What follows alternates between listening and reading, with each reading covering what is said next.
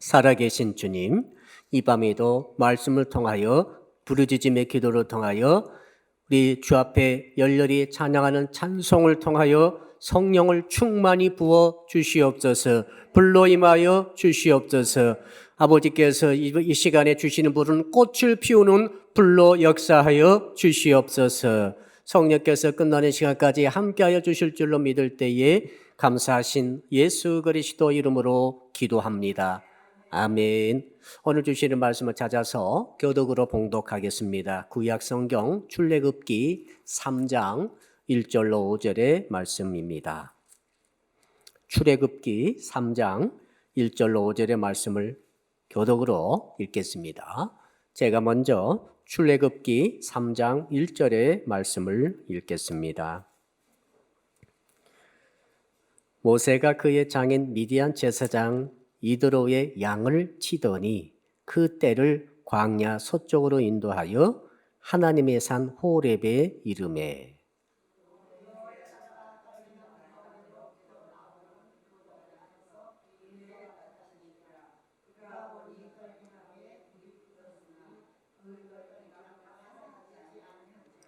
이에 모세가 이르되 내가 돌이켜 가서 이 큰 광경을 보리라. 떨기나무가 어찌하여 타지 아니하는고 하니 그때에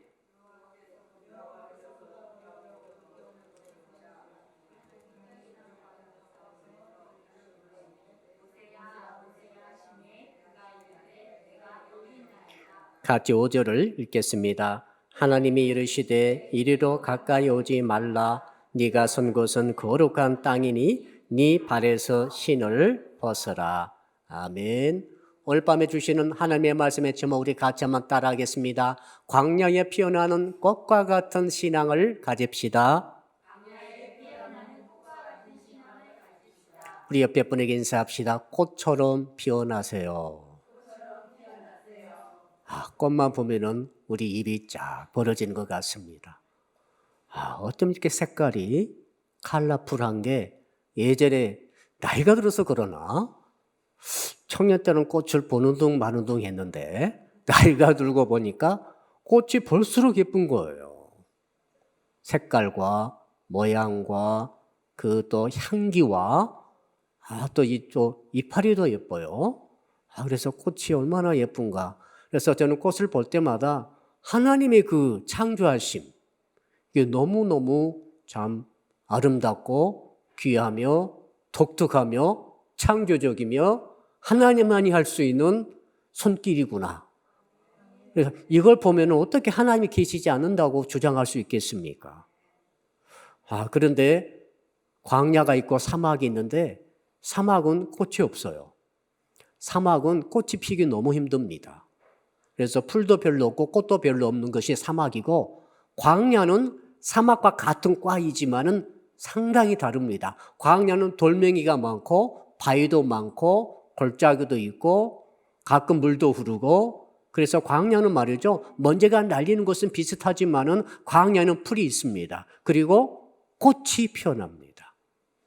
광야는 말이죠. 낮에는 지극히 뜨겁습니다. 오늘 일교차가 굉장히 심했습니다. 제가 낮에 잠깐 보니까 31도까지 실외 온도가 올라갔어요. 지금은 한 23도 떨어졌는데, 그러니까 이 광야의 사막도 그렇지만 광야의 낮 기온이라고 하는 것은 정말로 뜨거운 땡볕 아래에 다 익어버린 그럴 정도로 뜨겁습니다. 밤에는 말이죠. 이 기온이 급강하해가지고 때로는 얼음도 얼어요. 그러나 이게 하루 안에 존재합니다. 뜨겁고 얼음 얼 정도로 차가운 날씨가 하루에도 매일처럼 반복되는데 그걸 뚫고 거기에다가 또 건조하죠. 건조한 동풍바람이 불게 되면 싹 말려버릴 정도로 건조합니다. 비는 겨우 1년에 한두 번 오는 거죠. 근데 그 열악한 환경을 뚫고 꽃이 피어나는 것은 말이죠. 정말로 대단한 것이죠.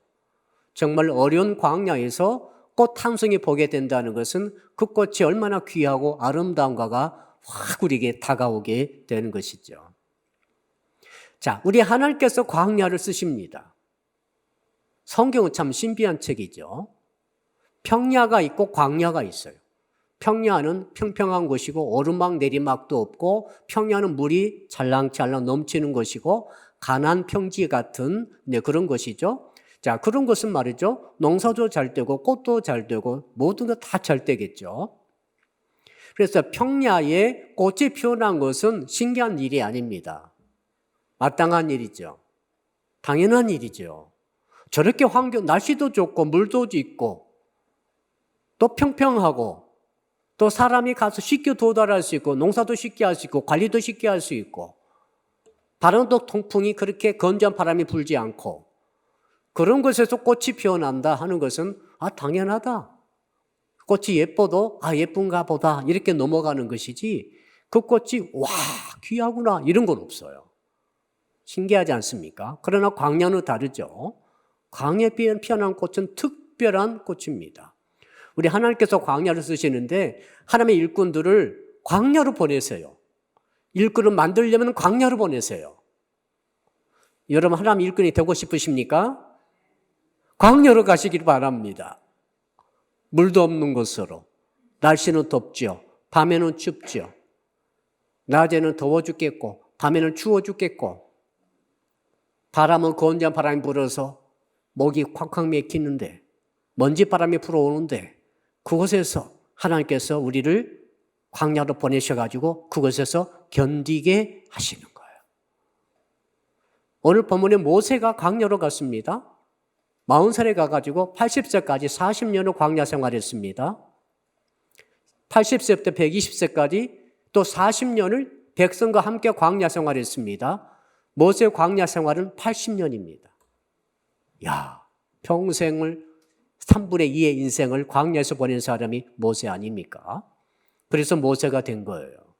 광야가 없었다고 한다면 모세는 없었을 것입니다. 신기한 일이죠. 자, 좀 이따 또 자세히 설명드리겠습니다. 또 하나님께서 광야로 보내신 일꾼이 있었죠. 다윗입니다. 다윗이 목동하다가 하나님의 계시를 받고 사무엘 선지자로부터 왕의 기름 부음 받은 다음에 어디로 갑니까? 왕의 기름 부음 받았으면 왕 같은 일이 일어나야 될 것 아닙니까? 여러분이 하나님 축복을 받을 때에 축복이 왔습니다. 너에게 복이 있을 것이다. 너에게 모세와 같은 복이 있을 것이다. 하셨는데 그럼 모세와 같은 일이 일어날 텐데 막 너무너무 어려운 지경으로 막 일이 터지는 거예요. 그래서 다윗이 왕의 기름 부음 받은 다음에 어디로 갑니까? 광야로 쫓겨갔습니다. 그곳에서 10년을 보냅니다. 10년이 정말 작은 세월이 아니죠. 그러니까 20대 거의 전부를 광야에서 보내게 됩니다. 그래가지고 성군이 된 거예요. 광야를 견디면서 하나님께서 왜 광야를 견디게 하시는가 하면 너 광야에서 꽃을 피워보아라. 한번 따라해 볼까요? 광야에서 꽃을 피워보아라. 평지에서 꽃을 피우라고 하시는 것이 아니라 하나님은 그렇게 하세요. 성경 보면 나옵니다. 성경에는 하나님의 일꾼들을 전부 광야로 보내셨다고 했지 않습니까? 왜 보내셨는가 하면 네가 광야에 가가지고 꽃을 피워라. 진짜 꽃이 아니고 영성의 꽃을 피워보아라. 영성의 꽃을 피우라고 주께서 명령하시면서 광야로 또 밀어버리시는 것이죠. 혹시 우리 성도 여러분들 지나온 세월 한번 생각해 보시면은 하나님께서 나를 광야로 버리신 이유를 알 수 있게 되겠고, 우리 청년들은 아직 광야를 안 갔죠? 좀 기다리세요. 가게 될 테니까. 오늘 사랑하는 청년이 3명 남았네요. 우리 새 청년 제가 기도하겠습니다. 하나님, 광야에서 꽃을 피우는 청년이 되게 해 주시옵소서. 각오하고 계세요? 그럼 목사님 저는 80이니까 광야 안 가겠죠? 천만의 말씀. 모세는 80에 광야로 이제 진짜 들어갔어요. 광야로 80에 들어갔습니다. 40에 들어가고 80에 들어가고 할 말이 없어요. 그러니까 이 오늘 말씀이 여러분 듣는 여러분들은 심각하게 들으셔야 됩니다. 우리 권사님들이 이제 40이 아니니까 나는 괜찮겠지 아닙니다. 아무튼 40이든 50이든 하나님께서 보내시면 가는 거죠. 왜 보내신다고요? 따라합시다. 영성의 꽃을 피워보아라. 그거예요. 다른 건 하나도 없어요. 영성의 꽃을 피워보아라. 요즘에 캠핑족들이 많더라고요. 캠핑족들이 말이죠. 너무 캠핑이 좋대요. 광야로 가가지고 그곳에서 진짜 그런 분 계시더라. 사람이 하나도 없는 광야로 가가지고 텐트 하나 치고 그곳에서 생고생하고 물을 이제 취해서 먹는 거 고생하고 밥 먹는 거 고생하고 이것을 찍어서 하니까 사람들이 너무 좋대요. 자기는 가지 않고 고생하는 거 보니까 좋은 거예요. 도대체 하나님의 뜻을 어떻게 우리가 알겠습니까? 하나님 사랑하고 하나님 믿습니다. 그런데 왜 내게 이런 광야를 허락하십니까? 너무 인간관계가 어렵고 너무 먹고 살기가 어렵고 그런 광야가 하나도 없는데 그런 분은 또 느닷없이 사고가 나고 재난이 생기고 병이 찾아오기도 하고 별일이 다 있는 거예요. 저는 그게 처음에는 이해가 안 됐어요. 예수를 구주로 믿고 하나님의 아버지의 아들이 딱 됐는데 딸이 됐는데 만사형통할 줄 알았더니 부흥사님들은 그때 계속 그랬어요. 만사형통하리라고 그랬거든요. 그거 확실히 믿었는데 만사형통하지 않고 만사불통이 되는 거죠. 제가 예수 믿고 나서 너무 기분 좋아서 한 석 달을 잠을 안 자고 찬양을 했는데 계속 좋을 일이 생길 줄 알았는데 딱 2년이 딱 되니까 광야가 찾아왔어요. 아버님이 아프시더니 돌아가셨어요. 대학을 다니다가 그만 이제 휴학을 하게 됐어요.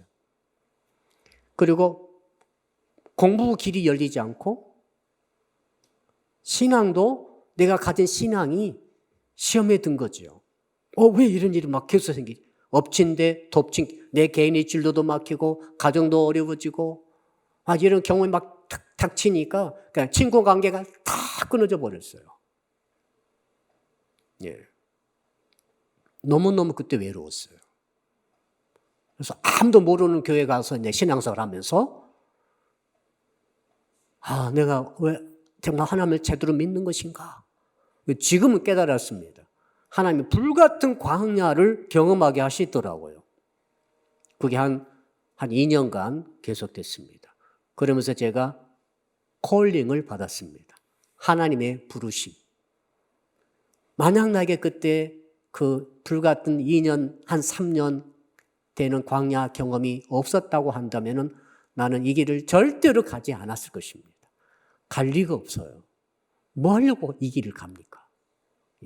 이 길은 정말 가서는 안 될 길이거든요. 근데 내가 가기로 했습니다. 왜요? 광야 경험 때문에 그런 거예요. 모든 관계가 끊어지면서 진로가 막히면서 하고 싶은 것이 하나도 없는 거예요, 제가. 아무것도 하고 싶은 것도 없고, 그럼 취직해야 되는가? 뭐 생각이 없어져 버렸어요. 그 이상한 경험이죠. 그러면서 오직 한 가지 생각밖에 안 나는 거죠. 신학을 해야 된다. 이거 한 가지밖에 생각이 안 나고 아무 생각이 안 나니까 다 반대해도 혼자 신학을 한 거죠. 지금 와서 생각하니까 광야에서 꽃을 피우라고 하나님께서 나를 광야로 밀어넣어 버리셨구나. 그런 생각이 드는 거죠. 여러분, 바울은 말이죠. 예수 믿고 나서 영접하고 나서 하나님께서 어디로 보내시는가 하면은 막 사역이 열려되잖아요. 성령 충만 받고 아나니아에게 안수 받고 성령 충만 받았어요. 초기에. 그때도 막 은사가 막 강력하게 나타났을 거예요. 복음 전하는데 쫓겨가가지고 아라비아 광야로 들어갔어요. 지금은 요르단의 페트라라고 하는 바이투성이 그곳으로 들어가서 그 옛날에 얼마나 그것이 무서웠겠습니까? 그곳에서 3년을 보내면서 아무도 없는 곳에서 밤하늘의 별과 낮의 땡볕 아래서 겨우 물 먹고 겨우 빵 쪼가리 먹고 생존하면서 3년을 버티면서 깊은 영성을 그곳에서 영성의 꽃을 피우게 된 줄로 믿습니다. 그래서 나중에 사도 바울이 그 환난과 핍박과 돌에 맞고 죽임을 거의 당할 뻔한 그런 일들이 반복되면서도 옥에 갇히면서도 계속해서 복음을 증거하고 끝까지 갔던 이유는 그때 광야 경험이 아주 밑바탕에 힘을 주게 된 줄로 믿습니다. 다윗이 어떻게 성군이 됐겠어요? 10년간 거지가 돼가지고 거지들이 왕초가 돼가지고 정말로 이것저것 구걸하러 다니면서 도망 다니면서 굴에서 잠을 자면서 완전히 꾀죄죄 해가지고 이런 모습으로 10년간 그 연단 속에서 결국 영성의 꽃을 피우게 되고 나중에 다윗의 선군, 거룩한 임금, 나중에 예수님의 족보의 우리 조상이 된 줄로 믿습니다. 그러니 하나님의 자녀들이 광야 경험하는 것은 절대로 손해가 아닙니다. 이상한 것이 아니에요. 자, 또 한 사람이 있는데 우리 주님도 광야로 가셨죠? 주께서 공생애 하셔가지고 제일 처음에 세례요한에게 불러 세례받은 다음에 성령이 비둘기같이 임하면서 그 다음에 어디로 가셨습니까? 광야로 성령에 이끌려서 들어가셨습니다. 그곳에서 무려 40일을 아무것도 드시지 않고 아마 물도 안 드시고 사람이 단식하게 되면은 최대 생존 기간이 일주일이죠. 단식하면은 일주일이면은 사람이 죽음이 오게 됩니다. 그래서 물을 먹고 냉기를 먹고 이렇게 이건 금식이고 주님은 아마 단식으로 40일을 버티시면서 마귀와 싸우게 된 줄로 믿습니다. 이 광야 40일의 혹독한 시련, 시험 이것을 예수께서 말씀으로 이기고 나서 그 다음에 비로소 공생에 들어가셔서 십자가 지시기까지 공생기간 전체를 승리로 이끌어 가신 줄로 믿습니다. 필요 없으면 뭐 하려고 광야를 들어가셨겠어요? 하나님의 아들 예수 그리스도 그분도 광야로 들어가신 것 아닙니까? 하물며 저와 여러분들이 그냥 아무 준비 없이 하나님의 일을 할 수 있을 것 같습니까? 그게 아니라 광야 경험이 필요하다고 해서 하나님 우리를 광야로 밀어 넣으실 때가 있다는 사실을 오늘 말씀을 통해 이해할 수 있기를 축복합니다. 자, 그렇다면은 그러면 우리는 어떻게 됩니까? 혹시 광야의 환경이 펼쳐졌을 때 여러분은 어떻게 생각하게 됩니까? 슬퍼하지 마시고 울지 마시고 오히려 기뻐할 수 있는 믿음을 갖기를 바랍니다. 오히려 기뻐해야 되죠. 왜? 하나님이 드디어 나를 광야로 이끌어 몰아넣으셨네. 그리고 이곳에서 영생의 꽃을 피우라고 하시네. 이유는 뭡니까? 그래서 내가 너를 쓰리라 이것이죠. 하나님의 나라, 하나님의 왕국, 킹덤 오브 갓, 하나님의 왕국을 확장하는 데는 이 영생의 꽃을 피운 자가 필요해요. 오늘 그것을 주제로 말씀드릴 것입니다. 어떻게 나는 영생의 꽃을 피울 수 있습니까? 오늘 말씀의 주제가 그거예요. 모세가 말이죠, 애굽의 왕자였지 않습니까? 원래 히브리 민족이지만은 하나님의 섭리적인 인도로 공주의 양아들로 입양이 되어서 40세까지 공주의 아들로서 애굽의 왕궁에서 거하면서 애굽 최고의 권력을 누리고 교육을 받은 아주 훌륭하고 똑똑한 청년이 된 거죠. 애굽에서 말이죠. 그걸로 안 되는 거죠. 그건 영성이 아니죠. 아마 다 인성을 받았을 것이고 교육을 받았을 것이고 기능적인 모든 교육을 다 완수를 했을 것인데 하나님께서 쓰시고 사실 때는 하나님은 누구를 쓰십니까? 영생의 꽃을 피운 자를 쓰시는 거예요. 한번 따라 합시다. 하나님은 지식을 쓰시는 것이 아니라 영성을 쓰십니다. 지식으로는 안 되는 것이 있죠. 지식도 필요합니다. 지식이 굉장히 필요하지만은 하나님께서 딱 쓰실 때는 영성을 보시고 거기에다가 다른 것을 주심으로 쓰시는 것이지 영성이 없는데 지식만 가진 사람을 쓸 수가 없어요. 인생이 훌륭하다 쓸 수가 없어요. 지성이 훌륭하다 쓸 수가 없어요. 영성이 없는 지성, 영성이 없는 인성 이런 것들은 전부 다 무너지고 맙니다. 그래서 영성에다가 지성과 인성을 하나님께서 불어넣으셔가지고 쓰시는 것이죠. 자, 그래서 하나님께서 혹시 광야로 밀어넣으셨다 생각되신 분들은 정말로 기회입니다. 하나님의 임재를 경험할 수 있는 기회가 그 기회입니다. 따라합시다. 하나님의 임재를 경험해야 합니다. 하나님은 하나님이시잖아요. 인간이 아닙니다. 하나님은 하나님의 자유의지를 가지시고 하나님의 의지를 가지시고 임할 분에게 임할 사람에게 임하고 임하지 않을 사람에게 임하지 않고 주실 사람에게 주시고 주지 않을 사람에게 주지 않습니다. 하나님은 공평하시지만은 영성의 측면, 은혜 측면에서는 하나님은 완전히 자기 주권을 가지고 행사를 하십니다.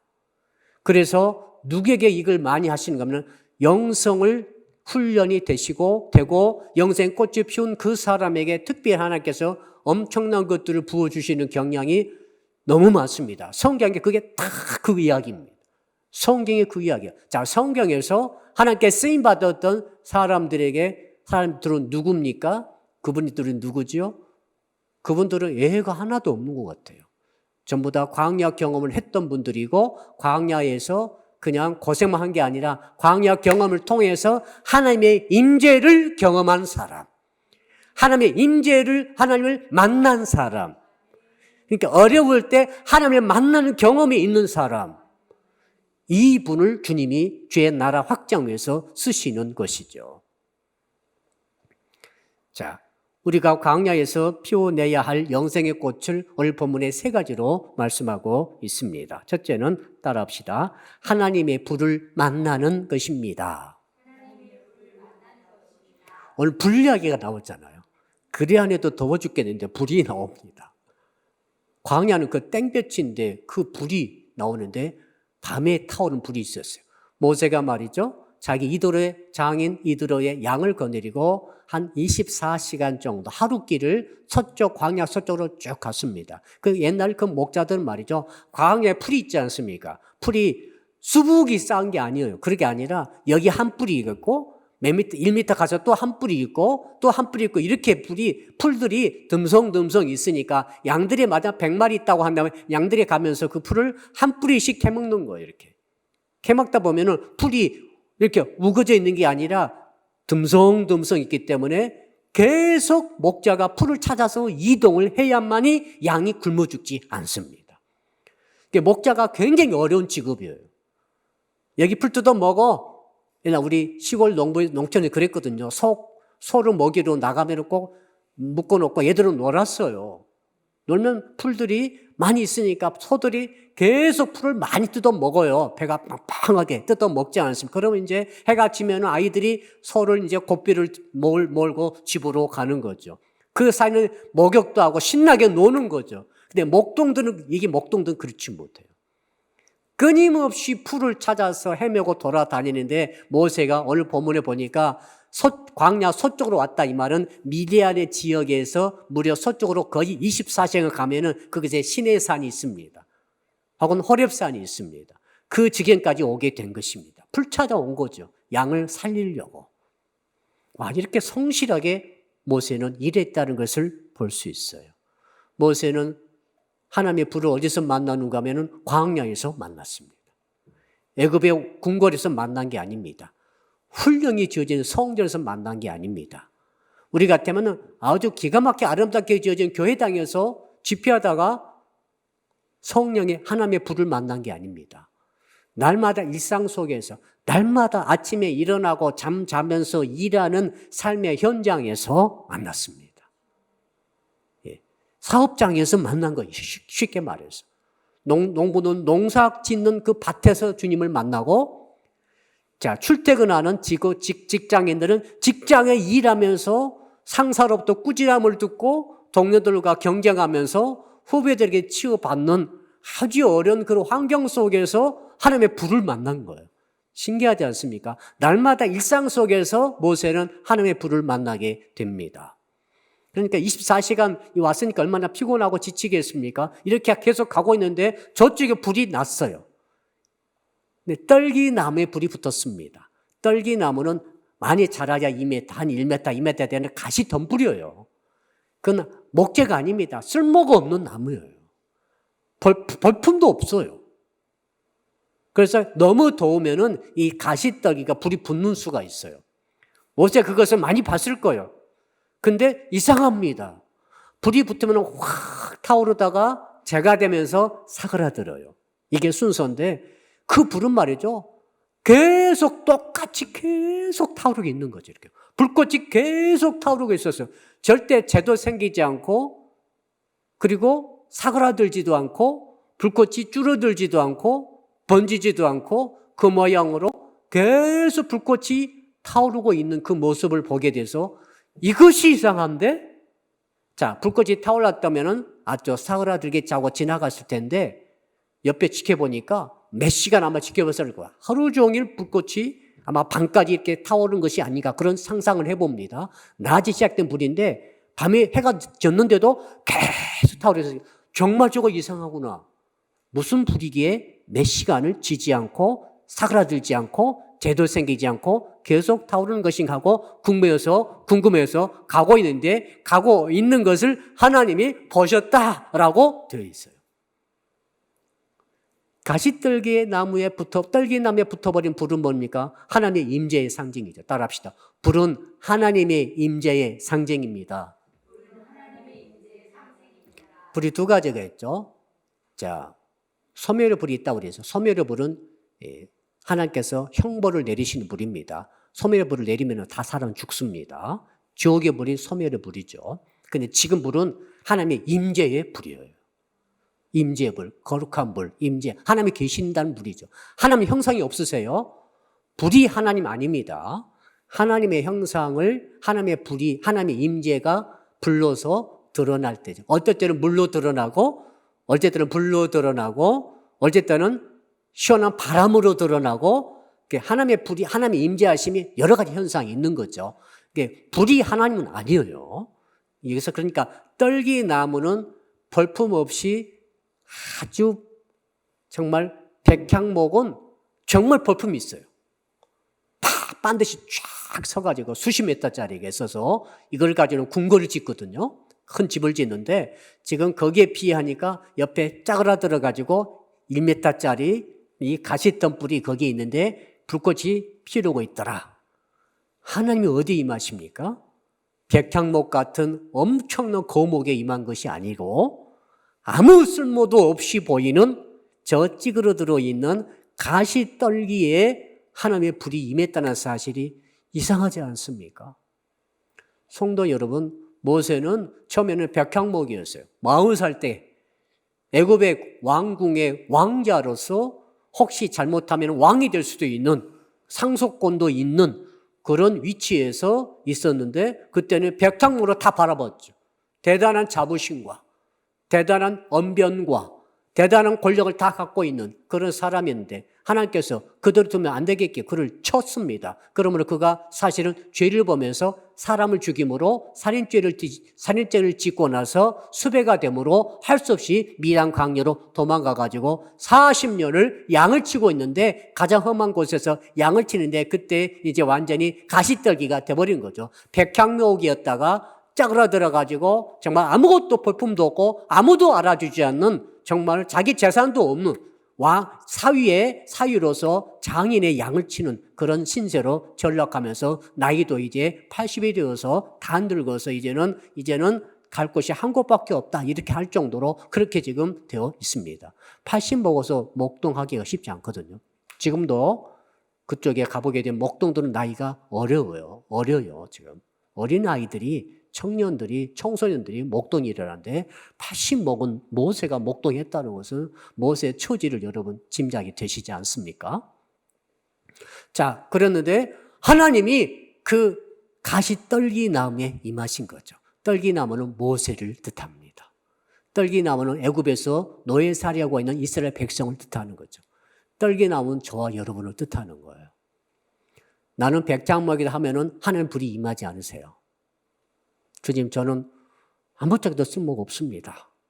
저는 정말 전 부끄럽게 짝이 없습니다. 저는 떨기나무에 불과해요. 내가 앞으로 대단한 일을 할 것입니다. 이러면 하나님 불이 임하지 않아요. 떨기는 백향목이니까. 하나님은 떨기나무에 불로 임하신다는 거죠. 모세가 왜 하나님께서 그것을 광야 보내신지 아시겠죠? 40년간 떨기나무가 돼버린 거예요.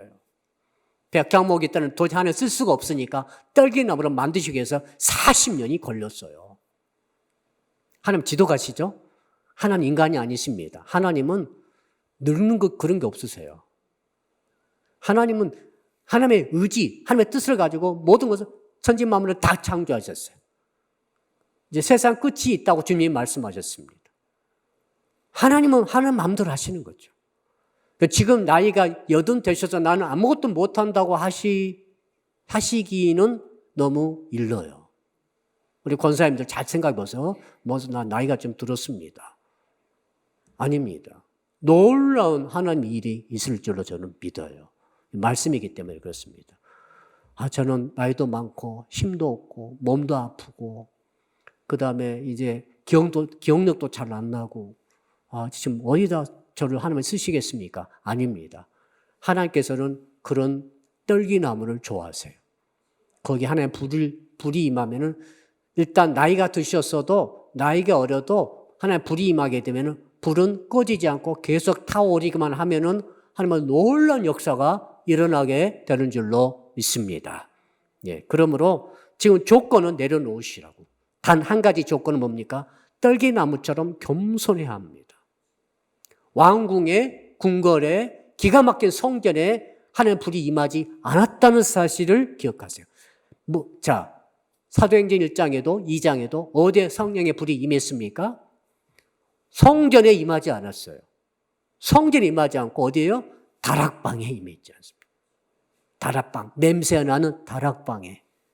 물론 사이즈는 있지만은 정말 훌륭한 곳이 절대 아닌, 거룩하지도 않은 날마다 잠자고 먹고 일어나고 씻고 하던 그런 다락방에 모여있던 120명이 모였으니 얼마나 참 땀 냄새도 나고 그러겠어요. 그곳에 하나님께서 성령께서 그곳을 찾아오신 거예요.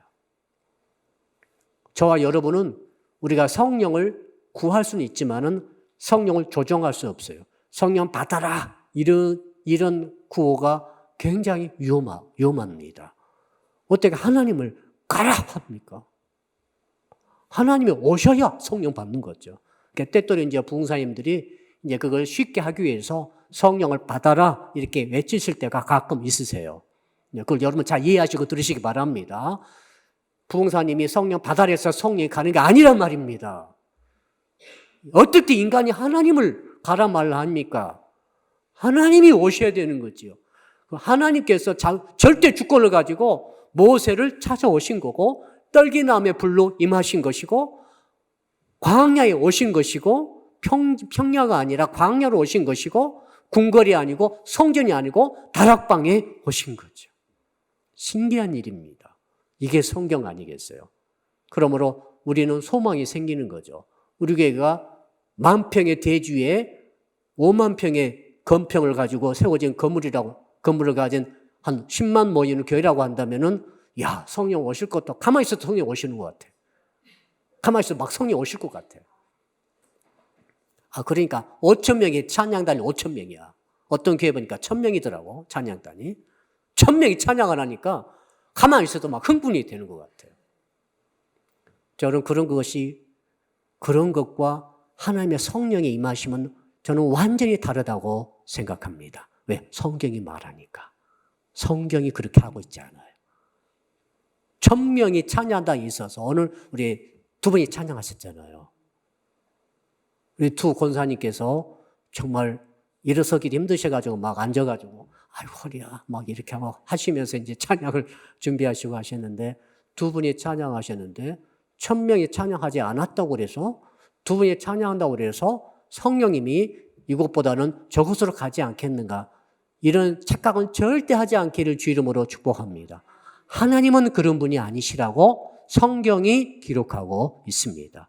왜 애굽에 혹은 저 하나님의 귀한 성전 지어진 그런 아주 평지의 귀족의 어떤 집에 호텔 같은 곳에 깨끗한 곳에 하나님의 성령이 임하지 아니하시고 이 정말 보기 힘든 가기도 힘든 시내산 호렙산 한쪽 구덩이 그곳에 가시떨기에 하나님의 성령의 불이 왜 그곳에 임하시냐는 것이죠. 하나님의 뜻이니까 우리는 아무도 모릅니다. 문제는 거기에 모세를 위해서 하나님께서 그것에 임하셨다는 사실이죠. 모세는 80 먹었어요. 힘도 없어요. 입도 하도 말을 안 해가지고 말할 줄도 몰라요. 입이 혀가 굳어져 버렸어요. 한 40년 말 않고 살아보세요. 사람 만나지 않고 40년 살아보세요. 말을 잊어버리는 거예요. 저는 여기에 하나님의 은혜가 있다고 생각합니다. 왜? 40년간 침묵 가운데 하나님만 바라보고 별만 바라보다가 이제 영성에 이제 꽃을 피울 시기가 된 거죠. 그래서 하나님께서 가시떨게 임하시게 되었습니다. 자, 우리 3절 한번 자 읽어볼까요? 3절입니다. 시작. 떨기 나무가 어찌하여 타지 아니한고 하니 그때에 여러분 자 그러므로 하나님의 불을 받으려면은 내가 떨기 나무가 되어야 하겠다. 가장 중요합니다. 떨기 나무에 불이 임하기 때문에. 그리고 떨기 나무는 모세예요. 저와 여러분입니다. 그리고 불은 하나님의 상징이죠. 하나님이 임하신 거죠. 떨기 나무에 불이 붙은 것은 하나님이 모세에게 온 거죠. 모세는 보고 있습니다. 떨기 나무 보고 있지만 사실은 이미 하나님이 그에게 임재해 계세요. 할렐루야. 이미 모세는 자기를 보고 있는 거예요. 자기가 떨기 나무인데 불이 임해가지고 활활 타고 이러는데 사실은 자기거든요. 자기가 떨기 나무인데 자기가 이미 불이 임해갖고 있는 거죠, 지금. 그래서 뭐라고 합니까? 4절 읽어볼까요? 뭐라고 하시는지 4절 시작. 여호와께서 그가 보려고 돌이켜 오는 것을 보신지라 하나님이 떨기 나무의 가운데서 그를 불러 이르시되 모세야 모세야 하시매 그가 이르되 내가 여기 있나이다. 떨기나무에 불이 임함으로 떨기나무에서 주님이 말씀하신 것으로 되어 있지만은 사실 영적으로는 이미 모세 안에 하나님의 임재가 있었고 모세 속에서 하나님께서 모세야 모세야 이렇게 부르신 거죠. 보이스로 들렸기도 하지만은 동시에 심령 속에서 온 마음을 꽉 차게 하나님의 거룩한 음성이 모세 부르신 음성이 그곳에서 들려진 줄로 믿습니다. 놀라운 일이죠. 성도 여러분, 여러분들이 하나님 앞에 좀 이따 기도할 터인데 기도하시면서 보이스 음성을 들릴 수도 있지만은 여러분 마음속에서 심령 속에서 임재해 계신 성령께서 여러분의 이름을 부르시는 것을 경험할 수 있기를 바랍니다. 우리 성도들은 체험적인 신앙을 가지셔야 됩니다. 너무너무 필요한 것 같아요. 체험적인 신앙이 없이 10년, 20년, 30년, 40년 평생 지내신 분도 계십니다. 한 번도 하나님을 체험하지 못했다고 합니다. 그래서 가면, 그래도 교회 나오시고, 그래도 믿음 좋으시고, 그래도 헌신하시고, 헌금하시고, 봉사하시고, 너무 대단합니다. 정말 칭찬하고 싶습니다. 그런데 약점이 있어요. 정말 어려울 때는 체험 없으신 분들이 어려워져요. 하나님의 살아계신 하나님을 체험하셔야 돼요. 앞으로 기도를 바꿔서 그렇게 하시기 바랍니다. 주님, 제가 하나님을 체험케 하여 주시옵소서. 하나님의 여러 가지 상상할 수 없는 많은 하나님의 영역이 있어요. 그 영역을 우리가 조금씩 체험할 수 있도록 하나님의 은혜를 주시면은, 모세가 지금 체험하잖아요. 모세가 80 먹을 때까지 한 번도 하나님 만난 적이 없어요. 살아계신 하나님을 만난 경험이 없었어요. 근데 최초로 하나님 만난 경험을 80에 지금 하게 되는 것입니다. 불꽃을 보고 사실은 자기가 불을 붙어버린 거죠.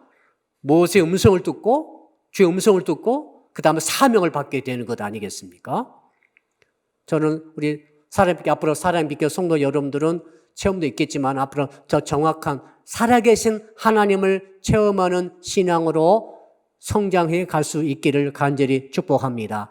하나님을 진짜 체험하게 되면 겸손하게 됩니다. 하나님을 진짜 체험하게 되면 비전이 생기게 되는 거죠. 하나님을 체험하게 되면 근심도 걱정도 싹 사라져 버립니다. 이상하죠? 그리고 대책 없는 자신감이 생기는 거죠. 대책 없는 자신감, 용기.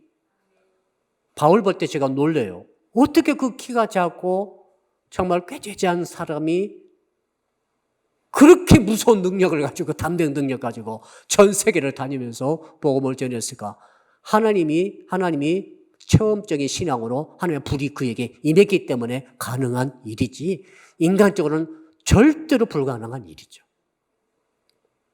자, 그러면서 이때 마지막 절을 한번 같이 읽어볼까요? 5절입니다. 읽읍시다. 시작. 하나님이 이르시되 이리로 가까이 오지 말라. 네가 선 것은 거룩한 땅이니 네 발에서 신을 벗어라. 여러분, 하나님의 주시는 그 광야에 피어나는 꽃과 같은 신앙, 영생의 꽃이 피우시려면 어떻게 되는가 하면 살아계신 하나님을 만나는 경험해야 되고, 그러기 위해서 내가 떨기나무로 되어 있어야 되고, 두 번째로는 하나님께서 주시는 음성을 들으면서 어떻게 됩니까? 드디어 내 속에 있는 것들을, 내 신발을 벗어야 합니다. 옛날 노예들은 신발 안 신었어요. 아셨죠? 주인이 딱 계시면은, 물론 밖에서 일할 때는 신었겠지만 주인이 딱 있으면 실내에서는 노예가 신발을 벗습니다. 무슨 뜻이에요? 나는 당신 앞에 권리가 없습니다. 나는 당신의 종입니다. 노예입니다. 그런 뜻이죠. 하나님께서 최초로 명령하세요. 모세야, 네 발에서 신을 벗어라. 너는 내 종이다. 너는 너 자신의 권리가 없어. 내가 너의 모든 것을 갖고 있고 내가 너의 진정한 하나님이고 주이다. 그런 뜻이거든요. 여러분, 우리 성도 여러분들은 하나님 앞에 하나님 오시면은 신발을 꼭 벗으시기를 바랍니다. 혹시 하나님이 찾아오시면 신발 벗으세요? 알았죠? 목사님 그게 무슨 뜻인가? 진짜 내 신발 우리 한국 사람 다 신발 벗고 있잖아. 원래 벗고 있습니다. 그게 아니라 신발이라고 하는 것은 자기 권리를 말해요. 하나님 앞에 여러분들은 권리가 없어요. 하나님 앞에 여러분들은 자기를 주장할 수 없어요. 여러분 처음부터 끝까지 하나님의 종입니다. 하나님의 도구입니다. 하나님의 가라 하면 가셔야 돼요. 오라면 와야 됩니다. 하라면 해야 합니다. 할렐루야. 아멘 하십시오. 예, 그것이 신앙이죠. 모세가 그래서 안 가려다가 가잖아요. 애굽 바로를 향해서 가죠. 결국 가지 않습니까? 하나님 가라고 했거든요. 야 가거라. 어떻게 바로에 가가지고 바로한테 나라를 뒤집어 엎을 만한 이스라엘 백성들을 해방시키라고 말을 합니까? 여러분, 당시 애굽은 이스라엘 백성이 없어지면 경제가 무너져요. 경제가 무너지면 나라가 망해요. 실제로 역사상 기록입니다. 실제로 모세가 출애굽한 이후에 이스라엘 백성 200만이 빠져나간 이후에 그 애굽의 왕조는 망합니다. 망해버렸어요. 버틸 수 없어요. 근데 어떻게 그 바로에게 가가지고 내 백성을 끌어내라고 하십니다. 해방시키라 하십니다라고 말을 할 수 있습니까? 하나님이 가라고 하셔가지고 간 거예요. 그래서 하나님께서 네 발에서 신을 벗어라. 두 번째 신발의 의미는 죄악을 뜻하죠. 모세는 살인자였어요. 모세는 도망자였습니다. 모세는 열등감에 지금 찌들었을 거예요. 모세는 비교의식 때문에 견딜 수가 없어요. 자기와 함께 자랐던 사촌들, 다른 왕자들이 애굽의 바로가 되잖아요. 호의호식하고 있잖아요. 그 자기는 그렇게 뭡니까 지금. 이런 거 생각하면 정말 애굽은 가기 싫었을 거예요. 그래서 신발을 벗어버렸어요. 어차피 내 주권은 없습니다. 내 권리는 없습니다. 어차피 내 것은 없습니다. 그리고 동시에 열등감과 모독의 상처와 아픔과 그동안에 40년간 쌓였던 것들이 어디 가겠어요? 다 속에 찌들어 있는 것들을 다 그냥 신발을 벗어버린 거죠. 하나님께서 그걸 요구하셨어요. 그리고 하나님의 불이 이제 모세와 계속 함께 하는 거죠. 함께 해가지고 120살 때까지 40년간 이때 임했던 불이 떠나지 않고 모세와 함께 하셔서 120살 될 때까지도 모세의 눈이 성성했다라고 밝았다라고 기록되어 있습니다. 놀라운 일이죠.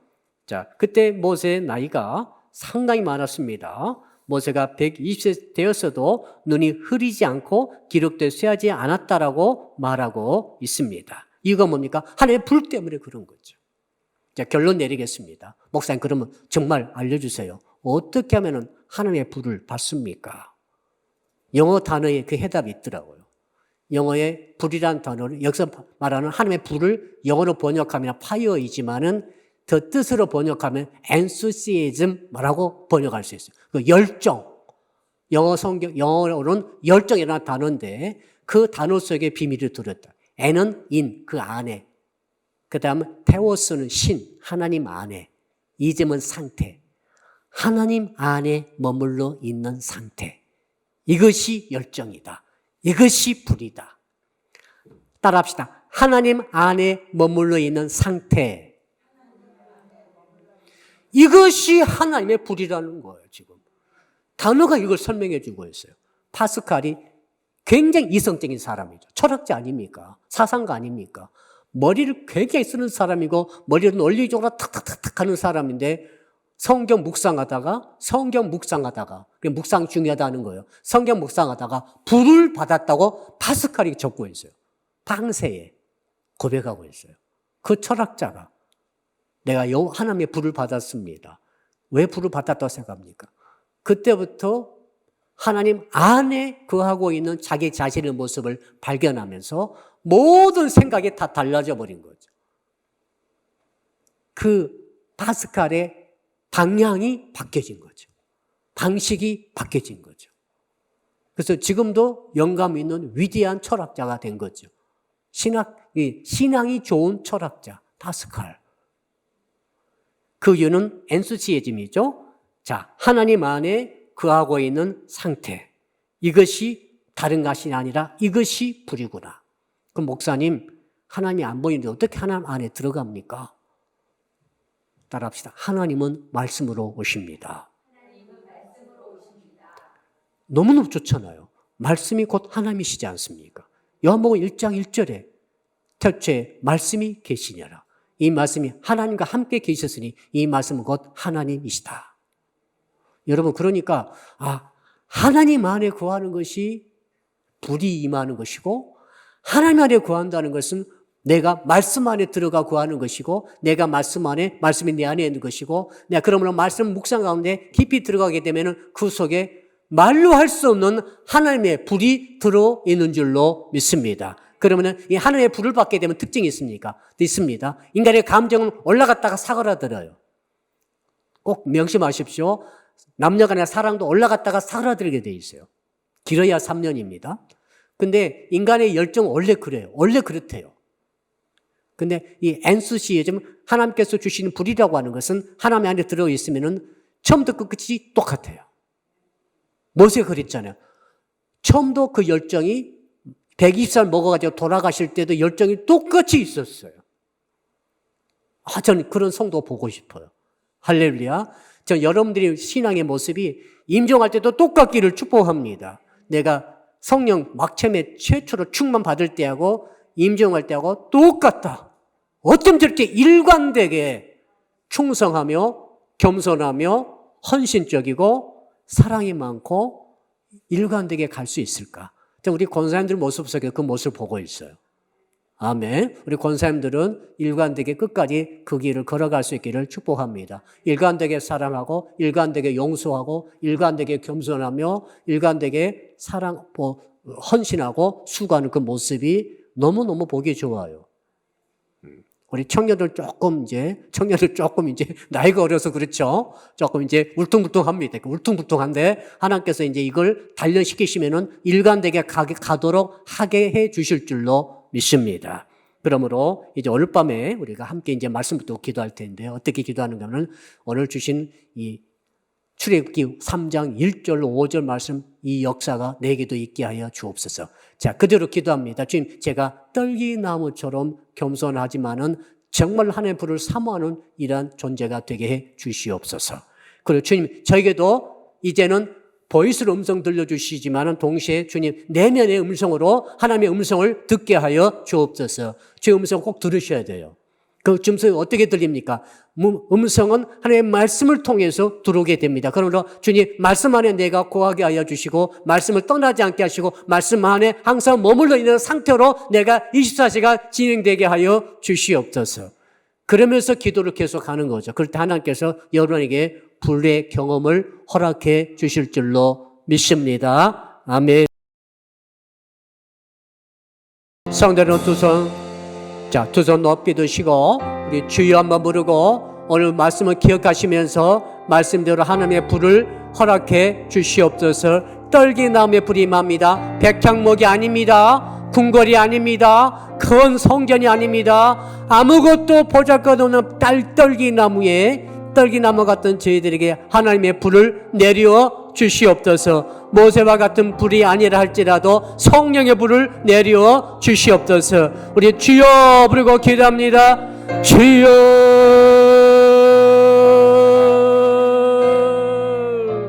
할렐루야. 아버지 하나님 감사와